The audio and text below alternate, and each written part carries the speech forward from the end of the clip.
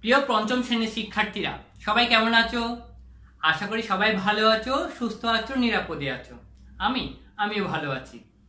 ধর্মরাজিক উচ্চ বিদ্যালয়ের অনলাইন ক্লাসে তোমাদেরকে স্বাগতম জানাচ্ছি। আমি সুজয় বড়ুয়া। এখন আমি তোমাদের ইংলিশ সেকেন্ড পেপার অংশ থেকে টেন্স নিয়ে আলোচনা করব। আমরা ইতিমধ্যে টেন্স নিয়ে অনেকটা আলোচনা করেছি, তাই না? টেন্স নিয়ে আমরা প্রেজেন্ট টেন্স, পাস্ট টেন্স নিয়ে আলোচনা করেছি। তারপরে এর আগে আলোচনা করেছিলাম টেন্স কত প্রকার ও কি কি। ঠিক আছে, আমরা প্রেজেন্ট টেন্স বিশেষভাবে পাস্ট টেন্স থেকে আমরা পাস্ট ইনডেফিনিট টেন্স এবং পাস্ট কন্টিনিউয়াস টেন্স নিয়ে আলোচনা করেছি। তাই আজকে আমরা আলোচনা করব পাস্ট পারফেক্ট টেন্স এবং পাস্ট পারফেক্ট কন্টিনিউয়াস টেন্স। ঠিক আছে, আর আগের ক্লাসগুলো আশা করি তোমরা ভালোভাবে বুঝেছো। ঠিক একইভাবে তোমরা এই ক্লাসটা দেখে নাও। ওকে, তাহলে এখন আমরা প্রথমে বলবো পাস্ট পারফেক্ট টেন্সটা কি। দেখো, অতীতে যদি দুটি ঘটনা ঘটে বা দুটি ঘটনা সংঘটিত হয়, তবে যেই ঘটনা আগে সম্পন্ন হয়েছিল বা যেই কাজটি আগে সম্পন্ন হয়েছিল সেই পূর্বের কাজটি বা কাজটির ভার বোঝাতে গিয়েই আমরা পাস্ট পারফেক্ট টেন্সে লিখে থাকবো। তাহলে আবার বলছি কথাটা, যদি অতীতে দুটি কাজ সম্পন্ন হয়, তবে অপেক্ষাকৃত যে কাজটি পূর্বে সম্পন্ন হয়েছিল সেই কাজটির ভার্ব হবে পাস্ট পারফেক্ট টেন্সে। সেই কাজটি হবে কোন টেন্সে? সেই কাজটি হবে পাস্ট পারফেক্ট টেন্সে। ঠিক আছে, তাহলে আমরা এখন কি পড়ব? Past perfect tense. Past perfect tense. এখন প্রথমে আমরা দেখব পাস্ট পারফেক্ট টেন্সের স্ট্রাকচার। স্ট্রাকচার দেখো, প্রথমে সাবজেক্ট, তারপর হ্যাড, এরপর ভার্ব এর পাস্ট পার্টিসিপল ফর্ম। ভার্ব এর পাস্ট পার্টিসিপল ফর্ম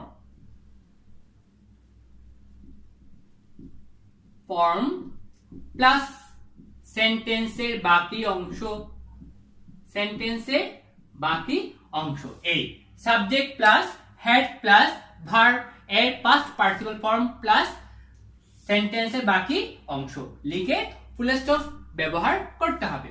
তাহলে আমরা একটা एग्जांपल নিই। যেমন আমরা লিখতে পারি I had eaten rice. I had eaten rice. এখানে দেখো I সাবজেক্ট, had, এরপর eat এর পাস্ট পার্টিসিপল ফর্ম, তারপর অবজেক্ট অথবা এখানে সেন্টেন্সের বাকি অংশ হবে। কেমন? এখন এই সেন্টেন্সটিকে যদি আমরা নেগেটিভ সেন্টেন্সে প্রকাশ করি তাহলে কি হবে? যদি সেন্টেন্সটা নেগেটিভ হয় তবে প্রথমে সাবজেক্ট, তারপর হ্যাড নট, তারপর ভার্ব এর পাস্ট পার্টিসিপল ফর্ম। ভিপিপি মানে হলো ভার্ব এর পাস্ট পার্টিসিপল ফর্ম প্লাস সেন্টেন্সের বাকি অংশ লিখে ফুল স্টপ ব্যবহার করতে হবে।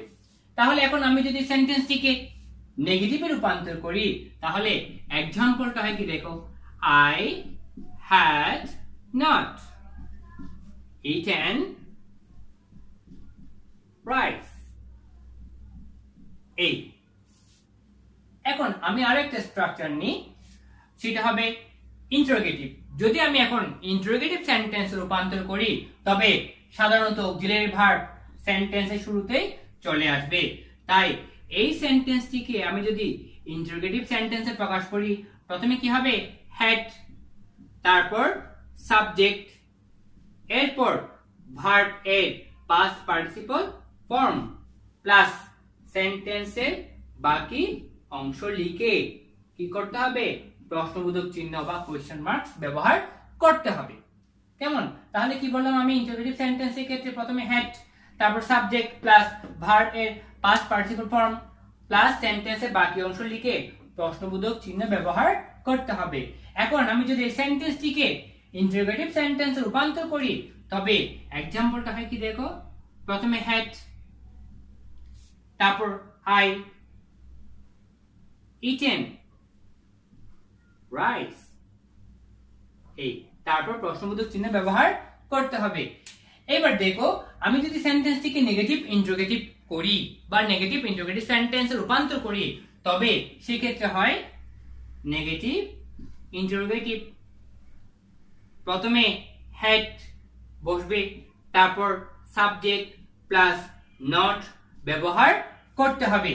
এরপর ভার্ব এ পাস্ট পার্টিসিপল ফর্ম লিখে সেন্টেন্সের বাকি অংশ লিখতে হবে। তারপর কি করতে হবে?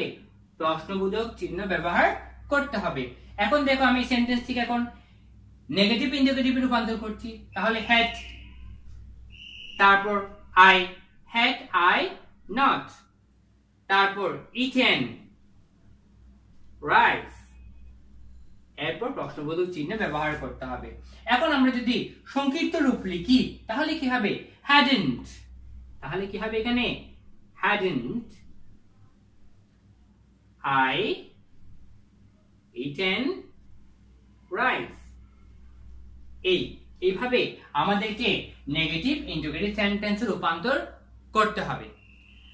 তবে আমি এখানে একটা কথা বলেছিলাম, সাধারণ অর্থাৎ অতীতের দুটি ঘটনার মধ্যে অপেক্ষাকৃত যে ঘটনা আগে সম্পন্ন হয়েছিল সেই ঘটনাকে আমরা এই পাস্ট পারফেক্ট টেন্সে এই স্ট্রাকচার ব্যবহার করব।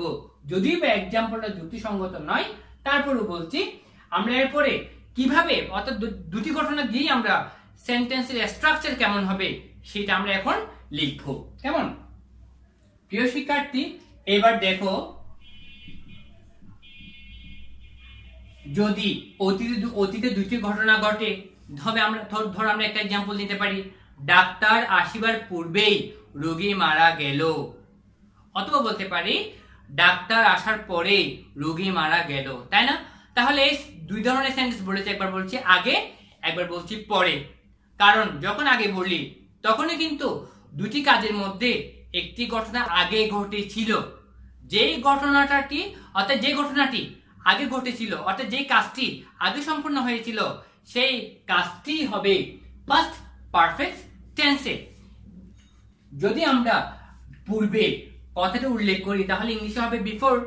মনে রাখবে, যখন আমি বিফোর বলবো তখন পাস্ট পারফেক্ট টেন্স আগে ব্যবহার করতে হবে এবং সেই ক্ষেত্রে পাস্ট ইনডিফিনিট টেন্স পরে ব্যবহার করতে হবে। অর্থাৎ আমরা বলতে চাচ্ছি এটাই, যখন আমরা আগে বা বিফোর কথাটি ব্যবহার করব, এখানে দুই ধরনের সেন্টেন্স হবে। একটা হবে পাস্ট পারফেক্ট টেন্স আর অপর সেন্টেন্সটি হবে পাস্ট ইনডিফিনিট টেন্স।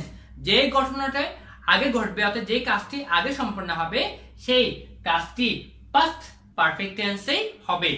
তবে সেন্টেন্সটা দেখো, প্রথমে হবে দেখো subject plus had plus verb এর পাস্ট পার্টিসিপল ফর্ম প্লাস এখানে সেন্টেন্সের বাকি অংশ থাকতেও পারে, নাও থাকতে পারে, সেন্টেন্সের বাকি অংশ, তারপর বিফোর, এরপর প্লাস বিফোর, এরপর সাবজেক্ট প্লাস ভার্ব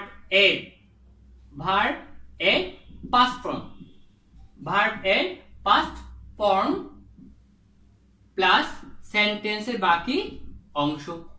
এইভাবে কি করতে হবে?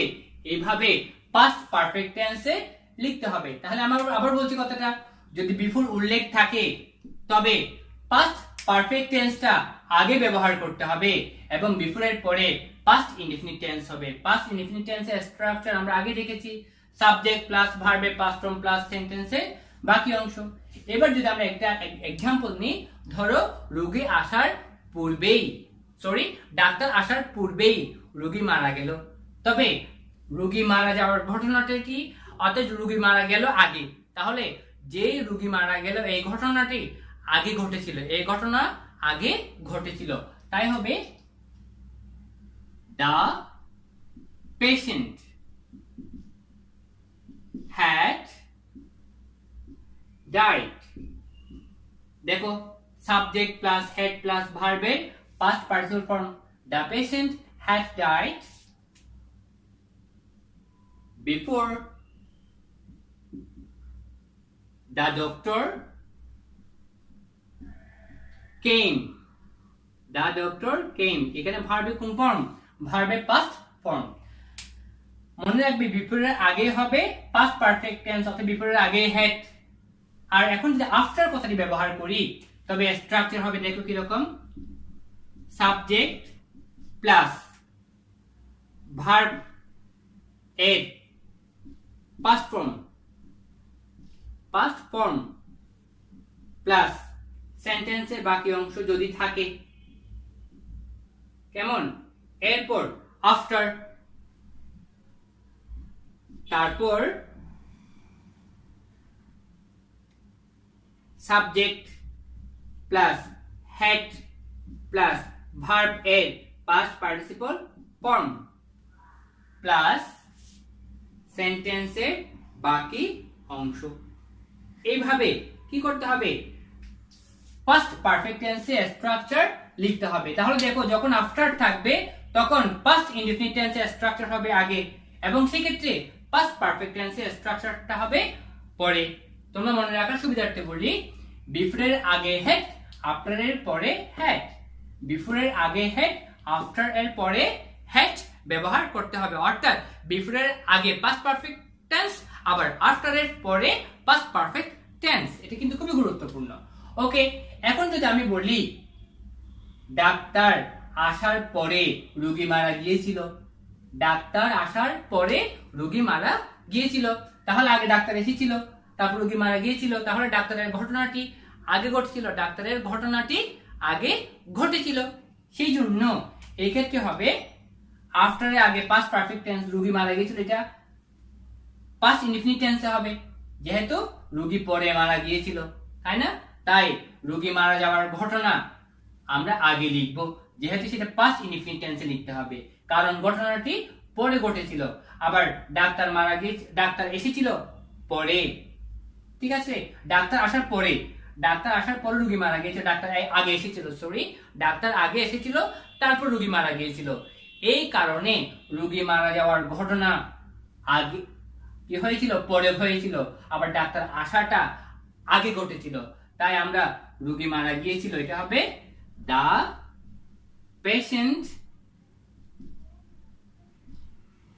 the patient died after the doctor had come। এই দেখো, এই দুটো সেন্টেন্সের মধ্যে পার্থক্যটা কি? এখানে বলছে the patient had died before the doctor came, doctor আসার আগে রোগী মারা গিয়েছিল। আবার এখানে বলছে the patient died after the doctor had come। এখানে ডাক্তার আসার পরে রোগী মারা গিয়েছিল, তাহলে ডাক্তার আগে এসেছিল, তাই ডাক্তার আসার ঘটনাটি কি লিখেছি আমি?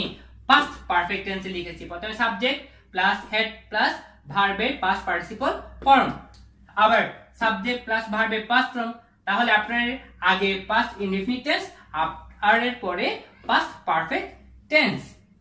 এইভাবে আমরা পাস্ট পারফেক্ট টেন্সের স্ট্রাকচার শিখে থাকব। প্রিয় শিক্ষার্থী, এবার আমরা দেখব পাস্ট পারফেক্ট কন্টিনিউয়াস টেন্স। এখন প্রথমে জানবো সেই পাস্ট পারফেক্ট কন্টিনিউয়াস টেন্সটা কি। সাধারণত অতীতকালে কোনো কাজ যদি দীর্ঘ সময় ধরে চলেছিল বোঝায়, অতীতকালে কোনো কাজ যদি দীর্ঘ সময় ধরে চলেছিল বোঝায়, তবে সেক্ষেত্রে হবে কি? Past perfect continuous tense. তাহলে এখন আমরা লিখব কি? Past perfect continuous tense. Past perfect continuous tense. Past perfect continuous টেন্সের স্ট্রাকচার হবে প্রথমে subject plus had been plus verb এর সাথে আইএনজি যোগ করতে হবে। ভার্বের সাথে কি যুক্ত করতে হবে? ভার্ব এর সাথে আইএনজি যুক্ত করতে হবে। তারপর সেন্টেন্সের বাকি অংশ লিখতে হবে। তাহলে প্রথমে কি হবে? প্রথমে হবে subject plus had been plus ভার্বের সাথে আইএনজি যুক্ত করে, তারপর সেন্টেন্সের বাকি অংশ ব্যবহার লিখে ফুল স্টপ দিতে হবে।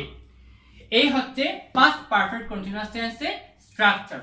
এখন যদি আমরা एग्जांपल নিই একটা, ধরো আমি 2 ঘন্টা ধরে পড়েছিলাম, আমি 2 ঘন্টা ধরে পড়েছিলাম, তাহলে I had been reading,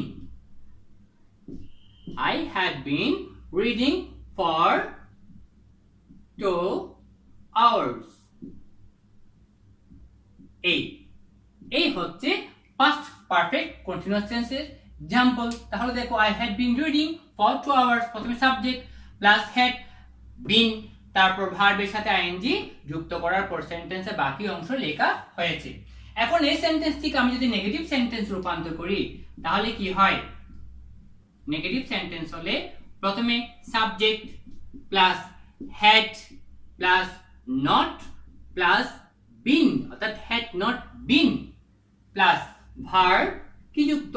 ING যুক্ত, তারপর সেন্টেন্সের বাকি অংশ লিখে ফুল স্টপ ব্যবহার করতে হবে। এখন আমি যদি সেন্টেন্সটার एग्जांपल লিখি তাহলে কি হবে? I had not been, I had not been reading for 2 hours।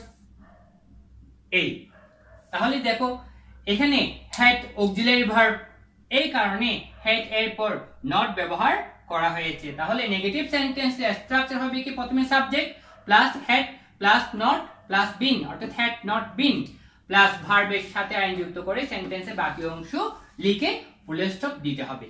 এখন এই সেন্টেন্সটাকে যদি আমি ইন্টারোগেটিভ সেন্টেন্স রূপান্তর করতে চাই তবে সেই ক্ষেত্রে স্ট্রাকচার হবে প্রথমে had, তারপর সাবজেক্ট, তারপর been, এরপর ভার্ব আইএনজি যুক্ত করে তারপর সেন্টেন্সের বাকি অংশ লিখে কি করতে হবে? প্রশ্নবোধক চিহ্ন ব্যবহার করতে হবে। তাহলে এখন আমি যদি এই সেন্টেন্সটিকে ইন্টারোগেটিভ সেন্টেন্স রূপান্তর করি তাহলে প্রথমে এ had সামনে চলে আসবে, एग्जांपल লিখলাম had I, তারপর been reading, তারপর for 2 hours, এরপর প্রশ্নবোধক চিহ্ন ব্যবহার করতে হবে। ঠিক আছে, এখন আমি যদি সেন্টেন্সের নেগেটিভ ইন্টারোগেটিভ লিখি তাহলে কি হয়? নেগেটিভ ইন্টারোগেটিভ, প্রথমে had, তারপর সাবজেক্ট, তারপর not been, এরপর ভার্ব কি যুক্ত করতে হবে? আইএনজি যুক্ত করে সেন্টেন্সের বাকি অংশ লিখে প্রশ্নবোধক চিহ্ন ব্যবহার করতে হবে। এখন আমি যদি সেন্টেন্সটিকে অর্থাৎ এই সেন্টেন্সটিকে নেগেটিভ ইন্টারোগেটিভ সেন্টেন্স রূপান্তর করি তাহলে কি হয়? had, एग्जांपल হবে had I not been reading for 2 hours।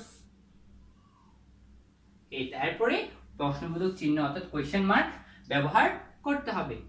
এই আবার তুমি যদি সংক্ষেপে লিখতে চাও তাহলে hadn't I been reading for 2 hours, এইভাবে কি করতে হবে? এইভাবে নেগেটিভ ইন্টারোগেটিভ সেন্টেন্স লিখতে হবে। প্রিয় শিক্ষার্থীরা, আমরা আবার দেখি প্রথমে পাস্ট পারফেক্ট কন্টিনিউয়াস টেন্সের স্ট্রাকচার কি হবে? Subject plus had been plus verb এর সাথে আইন যুক্ত করে সেন্টেন্সের বাকি অংশ।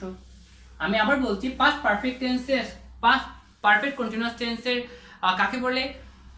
যদি অতীতে কোনো কাজ দীর্ঘকাল ধরে চলেছিল বোঝায়। কথাটা আমি এভাবেও বলতে পারি, যদি অতীতে দুটি কাজের মধ্যে যে কাজটি অপেক্ষাকৃত পূর্ব হয়েছিল এবং সেটা দীর্ঘ সময় ধরে চলেছিল বোঝাবে সেই কাজটি হবে কোন টেন্সে? পাস্ট পারফেক্ট কন্টিনিউয়াস টেন্সে। তাহলে এর অ্যাফার্মেটিভ সেন্টেন্সের স্ট্রাকচার হবে subject plus had been plus verb আইন যুক্ত করে সেন্টেন্সের বাকি অংশ লিখতে হবে, এবং নেগেটিভ সেন্টেন্সের স্ট্রাকচার হবে subject plus had not been তারপর ভার্ব আইন যুক্ত করে তারপর কি করতে হবে, সেন্টেন্সের বাকি অংশ লিখতে হবে। এখন ইন্টারোগেটিভ সেন্টেন্স করলে শুরুতেই অক্সিলারি ভার্ব ব্যবহার করতে হবে হ্যাড, তারপর সাবজেক্ট প্লাস বিন, এরপর ভার্ব আইন যুক্ত করে সেন্টেন্সের বাকি অংশ লিখে প্রশ্নবোধক চিহ্ন ব্যবহার করতে হবে। এখন নেগেটিভ ইন্ডিকেটিভ সেন্টেন্স লিখলে কি হবে, had plus subject plus not, অথবা হ্যাডন্ট অথবা নটটা তুমি হ্যাডের সাথে লিখতে পারো, হ্যাডন্ট তারপর সাবজেক্ট প্লাস বিন এভাবে লিখতে পারো, অথবা লিখতে পারো had plus subject plus not been plus verb আইন যুক্ত করে সেন্টেন্সের বাকি অংশ লিখে প্রশ্নবোধক চিহ্ন ব্যবহার করতে হবে। এই হচ্ছে আমাদের পাস্ট পারফেক্ট কন্টিনিউয়াস টেন্সের স্ট্রাকচার। তাহলে আজকে আমরা কি পড়লাম, পাস্ট পারফেক্ট টেন্স এবং পাস্ট পারফেক্ট কন্টিনিউয়াস টেন্স। প্রিয় শিক্ষার্থী, আশা করি তোমরা খুব ভালোভাবেই বুঝতে পেরেছো। ঠিক আছে, তাহলে তোমরা কি করবে, ভিডিওগুলো বারবার দেখবে এবং স্ট্রাকচারগুলো অবশ্যই ভালোভাবে মনে রাখার চেষ্টা করতে হবে। আর বাসায় প্রতিদিন যে স্ট্রাকচারগুলো শিখছো তা মুখস্থ লিখতে হবে। ঠিক আছে, তাহলে আশা করি তোমরা টেন্স এর প্রতি যে দুর্বলতা থাকে তোমাদের, সেই দুর্বলতা আর থাকবে না।